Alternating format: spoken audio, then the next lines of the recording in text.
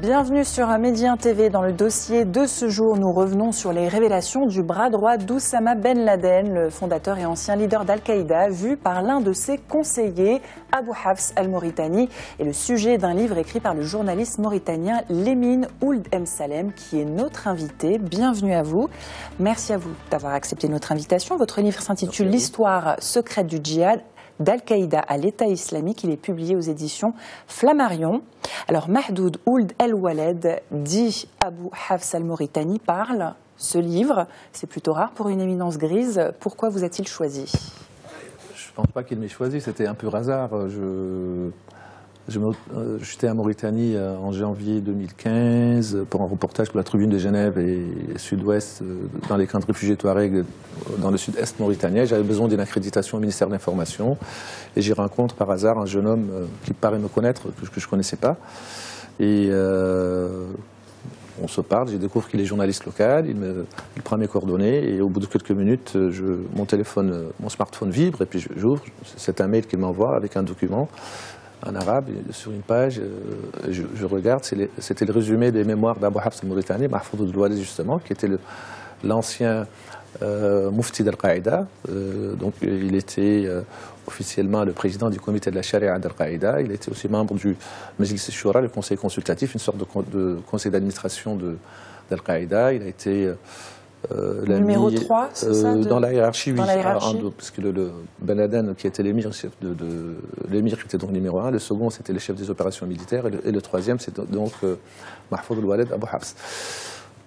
Je lis ce résumé des mémoires. Évidemment, vous comprenez, vous êtes... je me rends compte quand même que j'ai un document très important, mais qu'est-ce que je peux en faire? En ce moment-là, je ne savais pas exactement. Je demande à ce monsieur qui vient donc de m'envoyer ce document, est-ce que je peux le voir? Il me dit oui. Mais après, il me dit il faudrait qu'on discute, etc., etc. Puis entre-temps, donc, je finis ma mission, je rentre à Paris, et puis après, j'en parle à quelques amis, journalistes, chercheurs, etc., certains très pointus d'ailleurs sur ces questions, qui ont même travaillé sur Abu Hafs lui-même, et quand il était à Al-Qaïda. Et je me rends compte que j'ai quand même une mine d'informations. Évidemment, bien sûr, quand on a été au centre de numéro 3 d'Al-Qaïda, quand on a accompagné Ben Laden, on a vécu avec Ben Laden pendant de très longues années, on ne peut qu'être quand même, d'un point de vue historique, je pense que son témoignage est très important. Donc il rencontre Oussama Ben Laden en 92, donc c'est à Khartoum, au Soudan.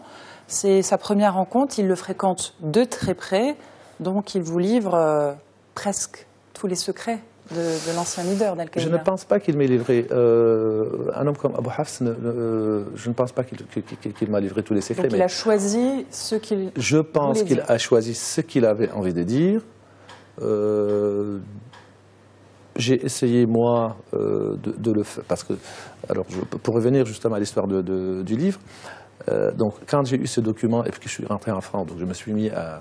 J'ai réfléchi, qu'est-ce que je peux faire avec une petite interview publiée dans un journal, ça passait inaperçu. Très vite, j'ai compris que j'avais devant moi l'opportunité d'avoir accès à un homme dont les mémoires et les témoignages pourraient être très importants. Alors, donc quand un an plus tard, donc je vais le voir en Nouakchott en Mauritanie, donc il me laisse accéder à ses mémoires que je lis, c'est un pavé de plusieurs centaines de pages, en arabe, et puis après on fait 3-4 semaines d'entretien, et évidemment je me rends compte quand même que cet homme avait ses mémoires et ses confessions apportaient un éclairage inédit sur beaucoup d'aspects de l'histoire d'Al-Qaïda, du djihad moderne.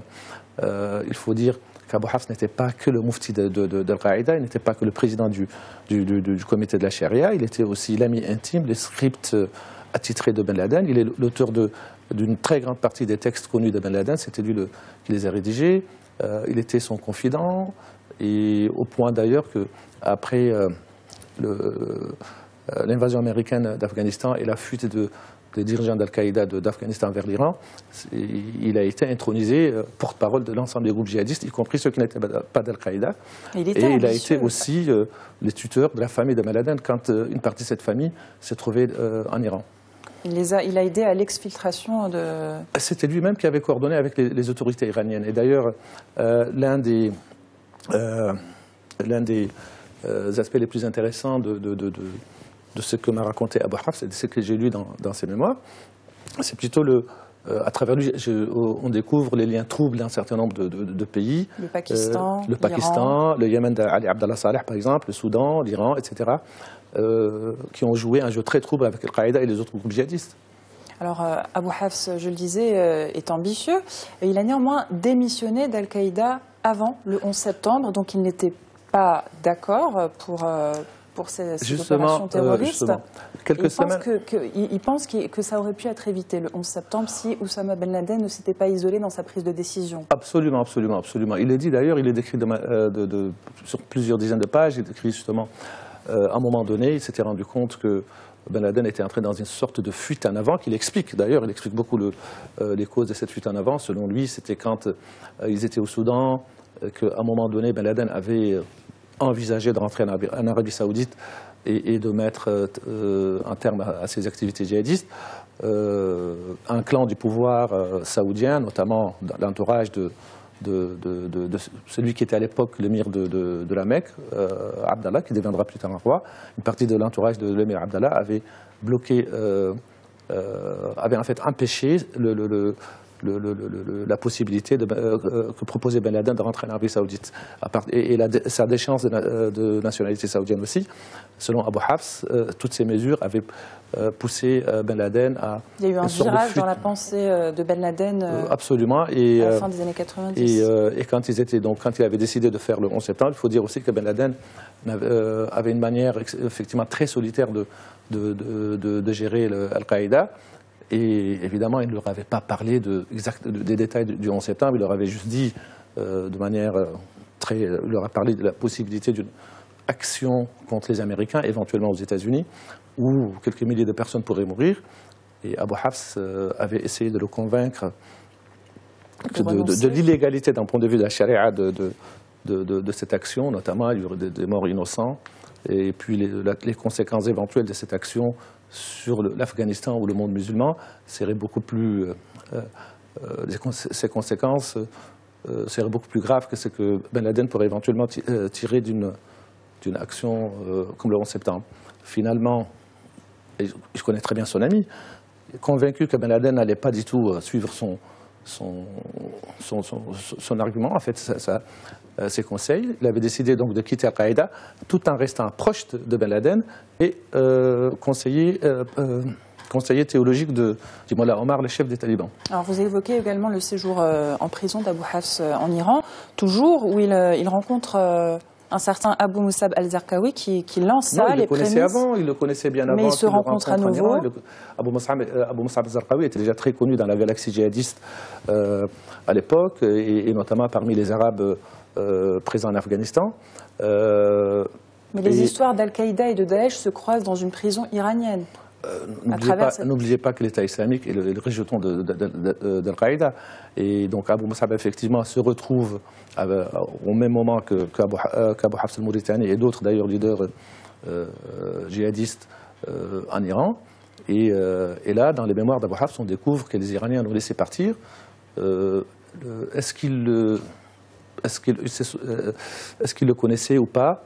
Abou Moussab était tellement connu à cette époque-là qu'il est, à mon avis, je me trompe peut-être, je ne pense pas que les Iraniens ignoraient qui était à l'époque Abou Hafs, plutôt Abou Moussab al-Zarqawi. Surtout que je découvre dans les mémoires d'Abou Hafs qu'Abou Hafs lui-même, qui s'était présenté comme docteur Abdallah, se rend compte très vite que les Iraniens savaient qui est-ce qu'il était.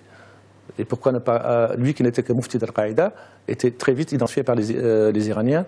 Et comment se fait-il que les Iraniens ne savaient pas qui était Abou Moussab al-Zarqawi, dont la réputation et les idées étaient déjà très connues à cette époque-là. Alors aujourd'hui, Abou Hafs al-Mauritani vit à Nouakchott. Alors de quoi vit-il et dans quelles conditions? De quoi vit-il, je ne sais pas. Mais dans quelles conditions, je sais très bien. Je vous l'avoue d'ailleurs, quand je suis arrivé à Nouakchott et que je l'ai vu, je suis allé chez lui, j'étais très surpris du fait qu'il habite au cœur du quartier diplomatique de Nouakchott, dans une maison qui est coincée entre À gauche, une maison de diplomates européens. À droite, c'est le vice-président de la communauté urbaine de Nouakchott. Et en face, la maison de l'ancien patron de la sécurité d'État.